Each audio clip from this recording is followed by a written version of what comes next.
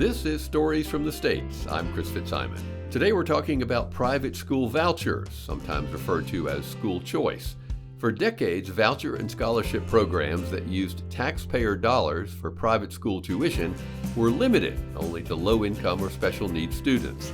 Over the last few years, states like Arizona and Texas have implemented universal programs to allow any student to use public money for private school tuition. In South Carolina, lawmakers there are dealing with an unintended school voucher standard that they wrote in 2025, and federal funding will start to trickle in too. Under President Trump's so-called One Big Beautiful Bill, a federal tax credit program was created that would go toward school choice programs in some states. With more taxpayer money and opening up guidelines to all students, are states able to handle the demand? Over time, states can't afford two systems of publicly funded education. They're going to have to choose. In a moment, we'll chat with an education policy expert about how we got to this cultural shift. In 2022, Arizona became the first state to allow all students to use public money for private schools. By the 2026-2027 school year, at least 17 states are expected to have universal such programs, making roughly half of all U.S. students eligible to receive money. That's according to reporting from Stateline. That's been a big shift in the conversation about school choice, and many educators, parents, and communities are either embracing it or bracing for it. Professor Josh Cowan is a professor of education policy at Michigan State University, whose current research focuses on teacher quality, student and teacher mobility, and evaluations of state and local education programs. He also wrote the book, The Privateers, How Billionaires Created a Culture War and Sold School Vouchers. Professor Cowan, thanks for being here. Appreciate you having me. Well, let's just jump in here. Is there sort of a renewed push for private school vouchers to expand it? Where would you assess the state now as all these state legislative sessions are underway? Well, there's certainly been a push to expand voucher systems across the U.S., as you suggested, began roughly around late 21, 22, and has continued pace really through the 2025 legislative session. There's a couple of more sort of legislative debates about that. Some of the attention's moved to a federal tax credit system. We could talk about that. This has mostly been the work of a number of very, very well-funded advocacy organizations based in D.C., Betsy DeVos's organizations, a couple of groups aligned with the Kochs. Jeff Yass, a TikTok billionaire from Pennsylvania, has been pushing these a lot in places like Texas. So it's certainly a push. It's been driven by a handful of advocacy groups that have gotten very, very effective, frankly, at state legislative strategy over the last 2-3 years. How do you respond to folks? It feels like the rhetorical shift happened a good many years ago when it used to be we would just talk about vouchers. And now I even use the term school choice, and money follows the children, and parents ought to have the ability to choose where their kid goes to school. And I know you've heard those things a million times and in different versions, but how do you answer when you hear that sort of rhetoric? Yeah, well, there's a lot of different kinds of school choice programs, lots of different kinds of school choice within the public sector, charter schools, which are independently run public schools, choice within school districts, between school districts, depending on where you live. In Michigan, 1 out of every 4 children attend a school choice program, either through a charter school or crossing district boundaries every day, but we don't have vouchers. The voucher advocacy organizations, sort of the DeVos groups, have really kind of taken the words school choice and made it an all or nothing conversation. So people will call me a school choice critic, which I'm nothing of the sort. I support limited types of school choice and expansive school choice within public school systems, including charter schools with proper oversight. But I've drawn the line at taxpayer funding for private schools, which most voters do too, by the way. So some of this is just a matter of understanding that the word voucher polls very poorly and the words school choice poll very well. And so they've sort of folded these two things in together. But you'll find a lot of different people who support lots of different school choice programs and draw their own lines, as I have. Yeah, and I guess there are varying standards in each state. I used to cover the General Assembly of North Carolina when the program here was created. There's very little accountability. There's very little auditing. We don't know what the children are being taught. We don't know the standards they're meeting. I mean, it feels like even a push for accountability somehow puts you on the side that you're against parents having a say. Yeah. And as you suggested, this has all been a shift. So in the early days, when I first started working on this stuff as a young researcher 25 years ago, Not only were vouchers targeted toward lower income families and particularly in urban areas where, let's be honest, the public school system had not lived up to its end of the bargain necessarily, they also took a fair amount of accountability. And most voucher systems had something along the lines of what at that time No Child Left Behind required from public schools. You had to take the same exams, your results, the school results, not the kid results, but the school results were published publicly like are with public schools. You had to open your books financially to state accounting offices, state treasurer's office, make sure you aren't defrauding taxpayers. None of that is in place in the new voucher system. So to the extent we have any kind of accountability in state voucher systems, it's generally an artifact of the old program. So Wisconsin, Ohio are two states that have had vouchers for a very long time, and they tend to have slightly better, more robust accountability systems than, as you suggest, North Carolina. Arizona is the big offender there. Florida and other sort of new voucher states, they really have no accountability to speak of whatsoever. You mentioned Arizona. I guess the teachers union and some advocates are trying to have a ballot measure to overhaul the state's voucher system. Do you think we'll see more of this? You mentioned that just the word voucher is unpopular. Is there a way to use the initiative and referendum process to have some accountability? Yeah, vouchers have never actually survived a statewide ballot initiative. Now, there's only been one attempt to ever pull them off the books, and that was in Nebraska in 2024, and it actually passed. Well, So voters in Nebraska actually pulled their new voucher law off of the books in that state on the same day that the majority of voters in Nebraska, by the way, voted for Donald Trump. Look, as these things expand and become multi-billion-dollar programs and systems in states, there will be a natural process and period of time where they become just part of the educational landscape. That's what the voucher lobby groups are counting on. But they will at some point also get reined in. I have every confidence in this, whether it's through voters like in Arizona or legislators as they change, as fraud becomes a bigger and bigger story in these programs as it is happening in Arizona.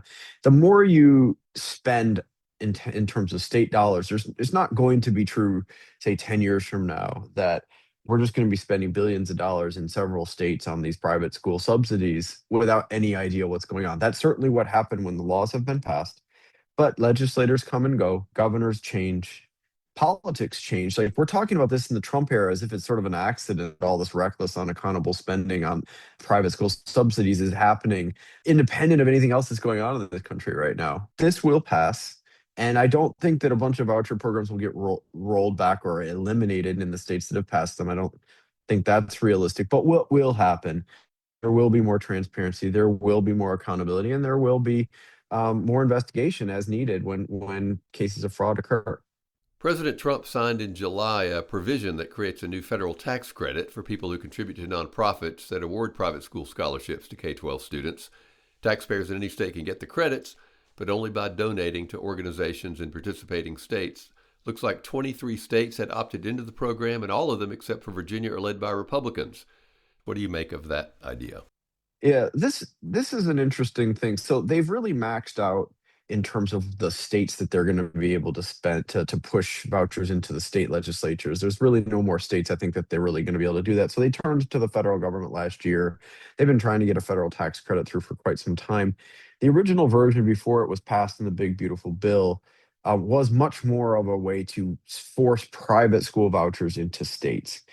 The version that made it out of the big beautiful bill has some opportunity for public schools because there's a lot of allowable expenses, tutoring programs, after school programs. There's some state tax credits, for example, in Ohio, where schools have full day kindergarten where parents are able to purchase additional kindergarten services through public schools. All of those are potential opportunities under the new federal tax credit, which will also include scholarship granting organizations to just fund private school. So it's kind of a hybrid and a mix of a private school tuition program like a voucher program and potentially some new opportunities for tutoring and public school services. The devil's going to be in the details, but we're watching that and we'll see. There may be some things that are worth taking a look at. What do you say to parents who their kids go to public schools, are relatively happy, they're not really paying attention? Why should a parent who currently is enrolled or supports public schools be so concerned about the proliferation of vouchers around the country? Well, the typical voucher user in state voucher programs, so going back to the states here for a second, is already in private school to begin with. So on paper, you might think, well, why should a parent in a public school care if some private school parent down the street's getting their tuition paid for when the parent was paying for it last year? Sounds like it might be fair, right? The problem with that is that over time, states can't afford two systems of publicly funded education. They're going to have to choose. So at some point down the line, if you got a third grader here today and when the kid's in ninth or 10th grade, the state could be spending a lot less on public education for your child by the time they get to ninth or 10th grade than what they are today, particularly since short term deals to keep public spending basically at an equal level when vouchers are passed go away 6 or 7 years later. It's not that there's this mass exodus of public school students to private schools when vouchers pass. That's not what happens. But what does happen is the state obligates itself to spend new money, new taxpayer dollars on the private sector, which just last year were actually being paid by the private sector there. And that long term is a threat to public school budgets and to investments in your community's educational opportunity. Yeah, and before I let you go, I want to go back to something you said earlier that this has been a long running campaign by national foundations. I know that every year there's a school choice day and there's this coordinated activities. And I feel like a lot of educators and supporters of traditional public schools might feel like they're fighting this battle in their own state on their own. But this has been a campaign for a long time. Yeah, it has, and this is actually Public Schools Week, and you were referring to School Choice Week, which was a couple of weeks ago. That was funded? School Choice Week was originally created by the Walton Family Foundation, DeVos organizations, and a couple other conservative organizations to kind of mimic a grassroots movement, which has always kind of been what these organizations do. One thing to remember is that in the public school support community, there's a lot of things going on right now. We're talking in my state about literacy investments. My governor is making a new literacy push, universal school meals, pre-K for all, reducing class sizes. There's like a lot of different things in the public school community that people are working on. On the other side of it, in the voucher community, they're sort of singularly obsessed. This is the reason folks in the voucher world get up in the morning. Betsy DeVos has made this her life's work. There really isn't an equivalent to that on the public school side. And so I think that's why, this dynamic you're describing with public school advocates and, it's not just teacher unions, but community organizations, superintendents organizations, they got a lot on their plate, a lot of those things that I just ticked off. And then what happens is they go into state capitals and they're trying to push 10 different things and ask for, lower class sizes, school meals, improved education, teacher education around literacy, whatever it is.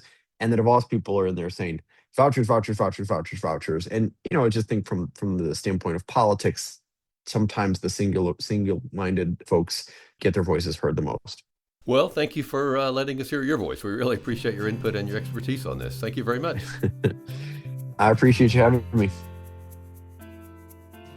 In this conversation, we mentioned Arizona as the first state to implement a universal private school voucher program, but it's faced some financial hurdles and concerns about oversight of taxpayer dollars. According to reporting from the Arizona Mirror, the program will cost more than $1 billion this year. There have been calls for more oversight, especially after a 2025 report found that some parents use these funds to purchase unallowable items like major appliances and even lingerie. While all that is happening, states like Alabama, Tennessee, and South Carolina are now talking about increasing funding for their school choice programs. But before all that, South Carolina state lawmakers are dealing with unintended consequences of a school voucher law they wrote in 2025. In a moment, we'll check in with a South Carolina Daily Gazette reporter about what's going on. At a time when the federal government is making drastic changes to public policy and pushing so many programs back to the states, it's hard to know what it all means for you, your family, and your community. Our evening wrap newsletter from States Newsroom keeps you up to date on what your elected officials are doing or not doing to manage the fallout. You can sign up by going to statesnewsroom.com/subscribe.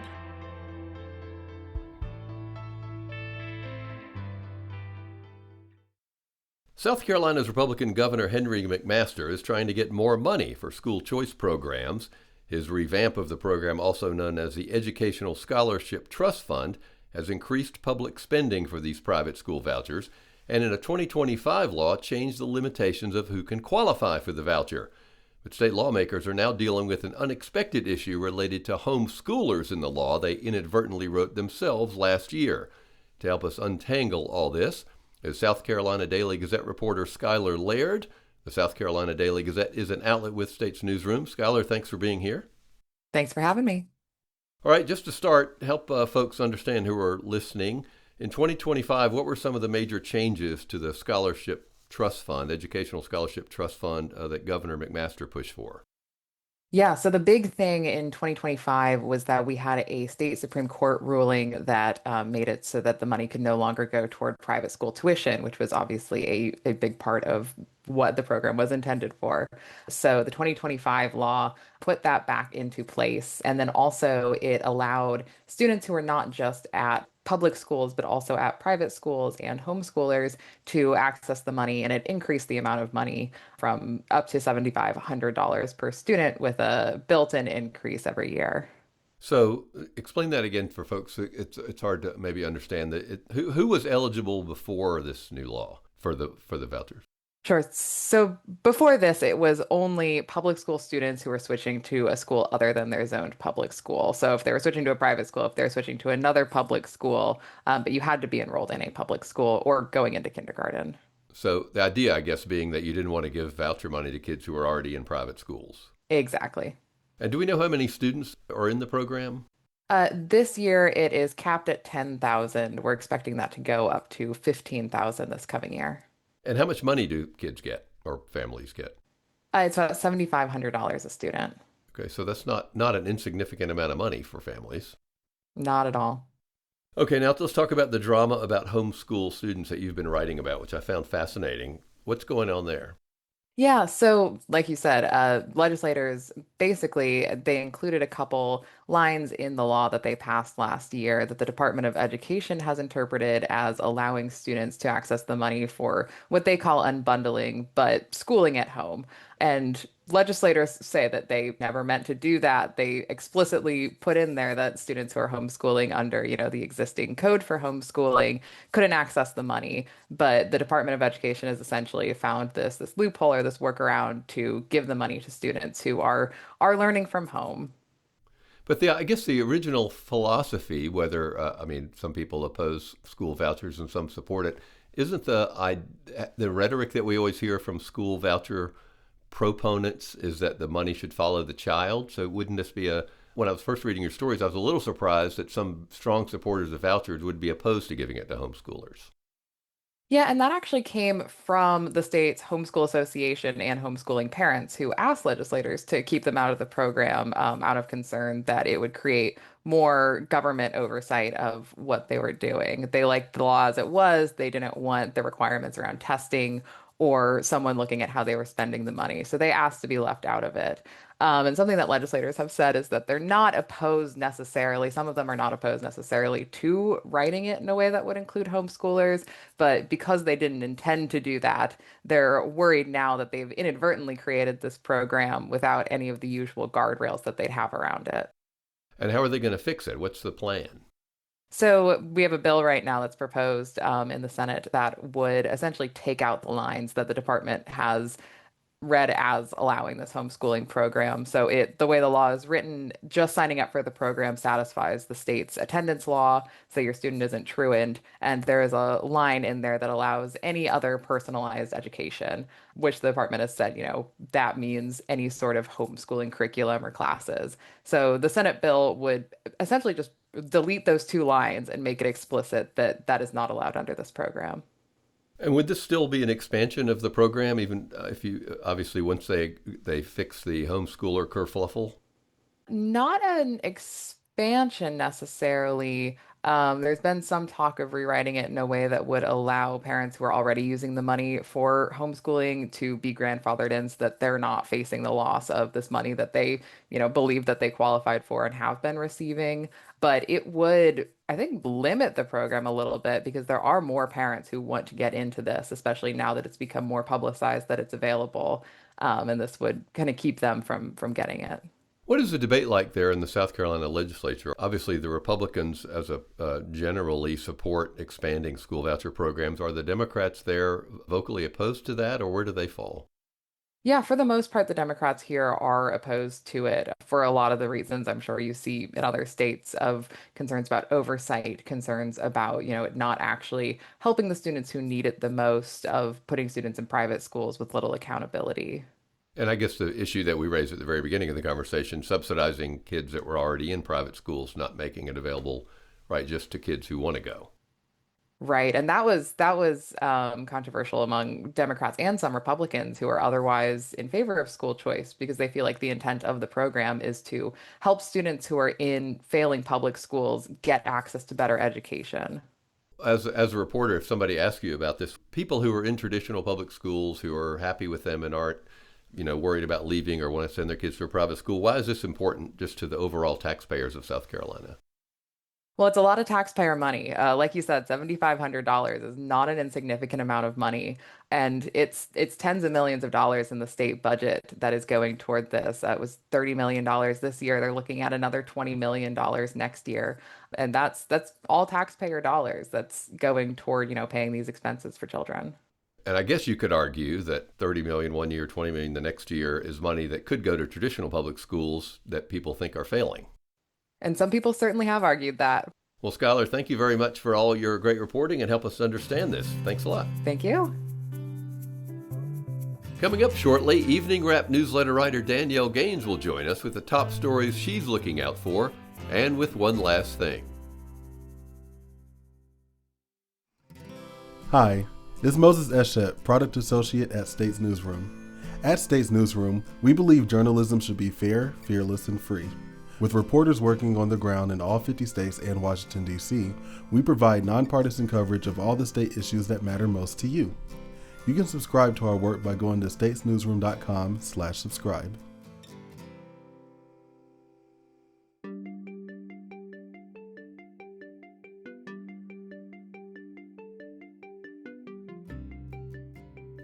Now, the best part of every week, our check-in with Evening Wrap newsletter writer Danielle Gaines. Danielle, how are you? Hi, Chris. I'm good. All right, quite a week it was. A lot you could choose from, but I'm interested to know what caught your eye in this kind of crazy week.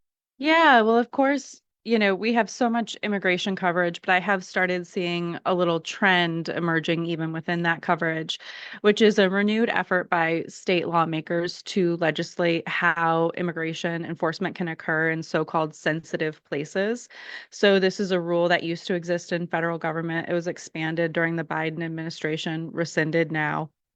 And so you're seeing states step in and try to create state level policies. So Maine is lawmakers there are trying to take that same federal rule, which kind of prohibited immigration enforcement in places like churches, schools, medical centers, and put it into state law. It's not quite as broad as the rule was when Biden was in office, but it is something that they're trying to write into state law. In Oregon, we're seeing the same thing. So the Senate passed the Healthcare Without Fear Act. And so that aims to protect hospital workers and set policies if immigration agents show up to medical facilities. And during the testimony, there was just so much about federal agents coming to hospitals, people being detained in parking lots, agents accessing confidential information, standing guard outside of hospital rooms while people were receiving care. So it's a big issue. Yeah, and obviously this has a giant impact. If people, whether they're undocumented or not, are scared to show up at those places, it really is a huge problem. Right. What about something coming up? We're presently smack in the middle of the federal comment period on a Trump administration proposal that would open up millions of acres of Western Oregon forests to 1960s logging levels. So that's about 10 times more than we're currently harvesting from those lands. They're called the O&C lands because they were once owned by the Oregon and California Railroad. And depending on who you talk to, they are either the most productive timberlands in the world or the most effective carbon storing forests in the world. So President Trump issued an executive order in March called the Immediate Expansion of American Timber Production, and said that they were going to look at bypassing some endangered species rules that have previously stopped this kind of increased logging from moving forward. And you can comment on that until the last week of March. Wow, that's really interesting. Okay, and how about one last thing? Well, if you're going to be in Iowa this summer or know somebody who is, I have a great activity for you. It's the Iowa Frog Census. Excuse me? Exactly. So this is a conservation effort run by the State Department of Natural Resources, and several times each summer, Iowans drive out on set routes at night, and they listen for frog calls, and they document what it is that they hear.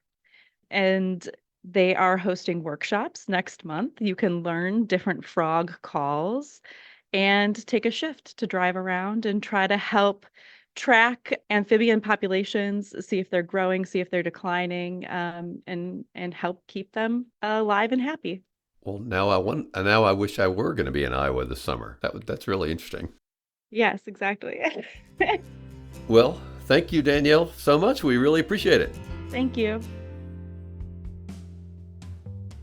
Thanks for listening to Stories from the States. I'm Chris Fitzsimon.